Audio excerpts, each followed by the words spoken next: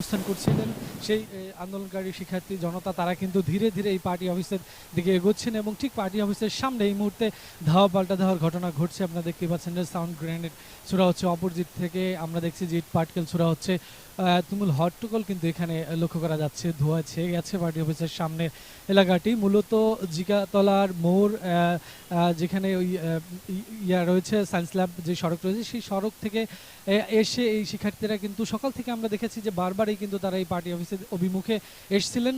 তাদের প্রতিহত করার জন্য আমরা দেখছি আওয়ামী লীগের যারা ছাত্রলীগ রয়েছেন, যারা আওয়ামী লীগের নেতাকর্মী রয়েছেন তারা কিন্তু পার্টি অফিসের সামনে অবস্থান করছিলেন এবং তারা তাদের প্রতিহত করার চেষ্টা করছিলেন। সকাল থেকেই এই ধাওয়া পাল্টা ধাওয়ার ঘটনা ঘটছিল, কিন্তু ঠিক কিছুক্ষণ আগে আমরা দেখতে পাচ্ছি যে তারা কিন্তু অনেকটা সামনে চলে এসেছেন। একদম বলা যায় যে পার্টি অফিসের একদম সামনে সড়কে, সেই সড়কের সামনে কিন্তু এখন ধাওয়া পাল্টা ধাওয়ার ঘটনা ঘটছে। সেখানে বিপুল পরিমাণ পুলিশ সদস্য রয়েছেন, বিজিবি সদস্য রয়েছেন, সাথে আওয়ামী লীগের নেতাকর্মীরা রয়েছেন, অপোজিটের শিক্ষার্থীরা তারা এবং আন্দোলনকারীরা সাথে যুক্ত হয়ে কিন্তু আমরা দেখছি যে কিছুক্ষণ পর এই ধাওয়া পাল্টা ধাওয়ার ঘটনা ঘটেছে। এতক্ষণ যেই ঘটনাটি ঘটেছিল সেটা মূলত আমরা সকাল থেকে লক্ষ্য করেছিলাম সায়েন্স ল্যাবে যে সড়কটি জিগাতলা পর্যন্ত এসেছে সেই সড়ক জুড়ে ছিল, কিন্তু কিছুক্ষণ আগে সেই সড়ক থেকে আমরা আরেকটু সামনে ঠিক পার্টি অফিসের কাছাকাছি অবস্থানে আমরা দেখেছি যে আন্দোলনকারীরা তারা কিন্তু এসেছিলেন এবং